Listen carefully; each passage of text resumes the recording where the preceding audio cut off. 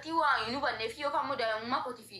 maalinneetii kan qaamaan na bira jira maalinneetu koo hubatee iyyuu tola nyaachisee na hubaasee bisaan isaa dhiqadhee biyya ormaa keessatti akka waan Itoophiyaa keessa nyaadhee jira adda bari san bira jiru ilaalaati na dhiisa nama san bira jiru ilaala na dhiisa eessatti na beeka inni rabbii jecha mucaan qaba mucaan kunillee daa'ima yookaan immoo dubartii aftu wayii itti fakkaadhee qaamaan gatii na jiru na bira jiru na beeku na nyaachisee na hubaasaa bara abbaan bira jiru kun isuma ilaalaati na dhiisa.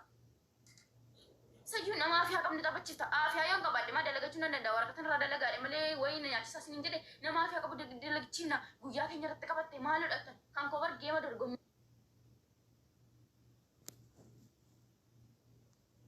Gooma dorgommii miti bar waraqaan irraa dalagamuuf iyyuu akka gargaarsaatti geeminaa qabame malee guyyaa keenyatti qabattee minaaminiidha kaleessa mati tokko irra dhuftee haruma famistee geemii taphattee maal jettanii viidiyoon irratti daladan maa rabbiin sodaattan akka gargaarsaatti naa qabame malee bar geemii yoo ta'es. Akka yookaan tiktokirra turee fooloo guddifadhee ittiin immoo yookiin oromummaa koo ittiin beeksisuudhaaf miti bar yaani warra itti tole argaatanii akka jara akka sanaa miti wanti isinii galu qabu akka nama baratee ta'a baree xiqqoosi. Tokko farratti immoo nama maatii hin qabne maatiidhaan hin arrabsamu tu beektani wallaahi laatiin nama maatii hin qabne maatiidhaan hin arrabsina. Haati diqaala nama meeqaatti fayyinaan jettan isas zemmin jedhe yeroo na laattu diqaalaa sitti fakkaaddaa nama abbaa gaarii faadha gaarii qabu bar garuu carraan adda baafnaan inni mana namaatti guddadhe malee. Manneetii kun beektu shi tuun diqaalaa ta'e maafan gadi ba'ee oromoodhaan na gargaaraa jedha abbaa barbaade dawwalee waamsisee udduu kootti banana fudhatee deemu udduu yoon kenneef dirqama iddoo barbaade na geessa bar maqaa oromoo nyaadhu fedheen of qabuu daadhee kan gadi ba'ee oromoodhaan nama kun akkuma kudhaafuu mana jalatti ture dhagaa sana keessatti na baasaa warqaatas birris arabarkaan qabaaramni kun mana ajjeessu qabeenya isaatu badeen jedhe malee bar dhageessaniittu mi'oo sinii galate malee barbaadee ka'ee achi badee dhiira jala udduu qabadhee ka'ee bar na gargaaraan jenne wanti sinii galu qabu baddaa malee daggala arabaa keessaa gibbii arabaa keessa nuti haala argitaniittu mi'a akkuma sagaleen kosii jedhu akkuma gaafa sana nama meeqartisanii na laattan sana akkuma sana bahe malee udduu ijoollee keenya jala qabadhee ka'ee gabbayee na gargaaraan jenne utuman biizaa koo bira jiru utuman birrii koo bira jiru utuman waraqata kun koo bira jiru na gargaara jedhe sababni isaas namni wajjin hojjennu badeemi qabeenyi sun badee anatti itti gaafatama lubbuu koo na baasaa siniin jedhee lubbuu koo argina baastanii immoo xayyuu waraqata narraa dalagaadhe waa jedhee isheettani guyyaa na qabdan anguma sanatti na taphachiistanii asirraa isinii gala anguma sanatti haala koo arrabsu ati diqaalaa nama meeqaati jechuu gaa lammaffaa immoo dhiiraa maaf na waamtan isin maaf dhiiraan na waamtu inni ittiin baraalee anaan baafachuudha deetoo isii jaalladhe minaan jedhe udduubana mana namaa nannaqu maaf baraalee ittiin na waamtu baraalee ittiin baafachuu dhattanii maal gochi maqaa kun na waamtu sira ganama ka jechuudha wallaahi akkasittiin ol galeetiin yuutuubiin koo sabskiraab naaf godhan edee mubaarakitti madhinnaa Mashirina godhanii abdii diitaa dhundi jira. Akkamitti mana namaa dhaqarayaan. Sila maal balleessiteetiin aan jedhanii nan achi yeellee dhuman dhiisee deeme. Wallaahi laasimsa rabbiin argu yeelleen dhiisee deeme. An bara yuutuubii koo himachuun dhaqee yuutuubii sabskiraab na godhaadhee fooloo hojjechiisaa ramu baarik. Nante asitti illee barreessitan rakkoo miti mana namaatti maqaa namaatti mana waamtu sin. Bijoon masii namoonni ni ta'e ta'a malee ofirraa dubbachuu dhiisee naan immoo miskiinas akkasii miti bira baate. Yoo da'ummaa malee bargootummaa ni qabna. Daa yoo ta'u ta'e malee dargichee namni nagaraachuu sammuu. Ambar nama baddoo keessatti rakkina koo dhuskatee jechuudha uffata filkaanii. Utuu namni uffata filkaanii rakkoo dhuskatee baasa ta'e anatu baafata ture. Wallaahi rakkoo koo kophaa uffata filkaanii tun dhuskadhee jiraataa yeroo diddeen harkaa baate rakkootti namatti machuun barbaadu si jamar rakkoo kun koo akka namni na gargaaru illee hin barbaadu. Utuu naa ta'e nama gargaaruu na huwa malee. Sini akkasitti namni sin arrabsu si warri jala teessan koomentiidhaan taaptaap gochuuf isa jaallattu mi anummaa akkasii miti sinin arrabsu miiruma keessa galeen ofii koo dubbadda malee ilmaan haadha shanee ilmaan haadha maaloo ilmaan haadha miliqistee maaloo la waan barbaadde jettaa ooltan an garuu koomentii keessa fuudhee dubbisaan jiru sin arrabsaa sin jiru ashi maaloo fakkaatee na tuttu.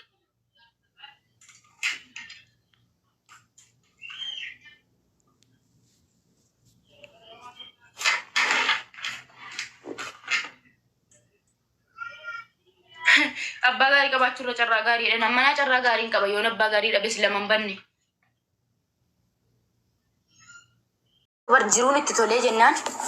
dalagaan itti danatee jennaan miidiyaa harratti dhufee dhiira wajjin hin fataa'edha. Ishaan immoo kan koommoo maal jedhama qoy. Namoota mana namaa taa'utu iyyuu akkas ta'a. Garuu adoo tokko sammuu ofii firii gochuudhaaf malee wallaahi dhugumaa bara hoo inni hankootii kun immoo narraan fokkisuure anarraa iyyuu fokkisa. Wallaahi hanga dhumaa isa wajjin jira barumsaan kun immoo. Annama akkasuma jedhu afaan iyyoomiin dhabeen. Tokko afaarratti gaasa abbaan barbaade afaan dubbachuun mirga gootu sodaa keessan hin qabu isinii galee akkasuma na jaallatan akka wajjin gatii beekuuf sodaa keessan hin qabu. Garuu immoo namni utuu kahe waraqata malee mana namaa galee akkuma dhiqqataa yoo arabamu wallotti aramni hin beektanii meeramni bakkee feesi buuftila ammoo dhufee sabaa si fuudhitti iyyuu hin beeka ijoollee meeqa yookaan tishortaan qabde eessan naqan jedhe ammas galee biyya Itoophiyaa galan namus yaadatu hin jiru.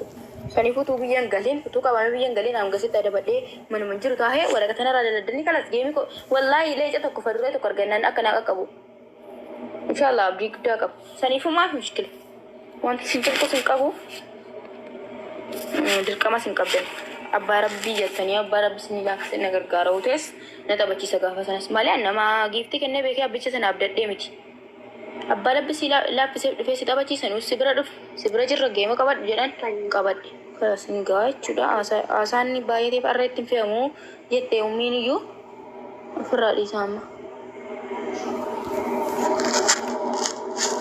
Mana dhiisaa tu waan hubatiin waan namaan hin jedhina ijoollee yoo ta'e ofiif jaallatanii dhufan kunoo abdiin isa jala jira isaanii waliin beekan fooliyyuu dheengadda sin gaafadhe deebisiif jennaan deebiseef. Ittaate immoo fooloo irraa qabna garuu obboleessaa hawwii ta'uu isaatti hin beeku asitti inni fi argeeyyoon. Viidiyoo waliin hordofna gastii isaa immoo dhaqee hin beeku sobu innis gastii koo dhufee hin beeku. Ani hubaalatu natti wajjinaanaa. Sin nama yaanii jabeessuun jaallachuudha utuu suuraa koon argii sagalee koo qofaan teessanii na dhaggeeffattan ammas abdii qaba akka isin iddoodhaan nageessan jechuudha. Ani immoo inshaallah namallee wallaahi biyya keessatti illee kufee biyya namaa kana keessatti illee mana arabaatti illee rakkatu.